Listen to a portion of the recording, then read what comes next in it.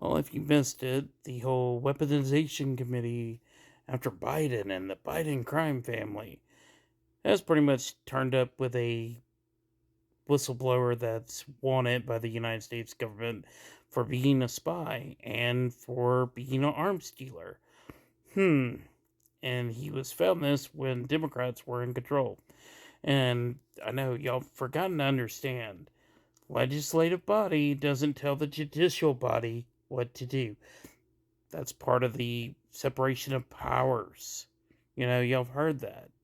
Whenever the Supreme Court is wanting, when legislative bodies want the Supreme Court to answer questions, they say that whole separations of power. They forget there's supposed to be a check and balance between the three. Yeah. So anyway, you know, the legislative body doesn't tell people what to go after. They do committees and then make criminal referrals like they did with the January 6th committee, which, they did make criminal referrals, in the way you're supposed to, with evidence and stuff. This has been, oh, there's recordings, there's this, there's that. There's more than just Hunter Biden's laptop, and if that exists, if this exists, if that exists, but never actually having it. And now it's all this whistleblower that's, on the run. Yeah. Yep. Yeah, that's a great credible source. Hey, let me show you something else. It's just like people have said about Michael Cohen. He's not a credible witness. So they must have something else with the whole Stormy Daniels stuff, okay? Because he's not a credible witness. This guy is not a credible witness.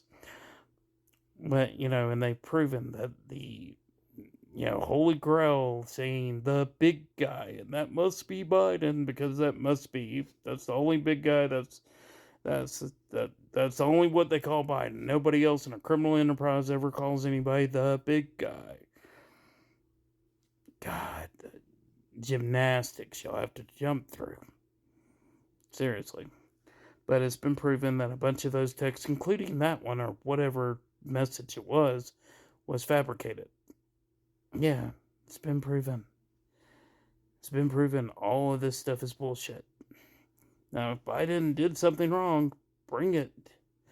And I heard liberal media, or, mainstream media, saying, well, Biden said his son didn't do anything wrong and, he did plead guilty. I'm like, really? What parent's going to say, yeah, he's wrong, he's guilty as sin? Is that what you wanted the president to do to his own son? And that's not very family values of you. Interesting. But anyway, it was for not paying his taxes, which he eventually paid, and for a gun charge. Oh yeah, there's a whistleblower about that there was more to charge him with on tax type stuff. Nothing to deal with Biden or Ukraine. But, that wasn't a big story. But the thing is, the prosecutor has said that nobody told him to keep away from anything. He was a Trump appointed attorney. The investigation started during the Trump administration. He didn't bring any charges. Besides this plea agreement. It's like, God. Can we drop this? Show some evidence or drop it and try to. I know it's a foreign concept for those people in the legislative body.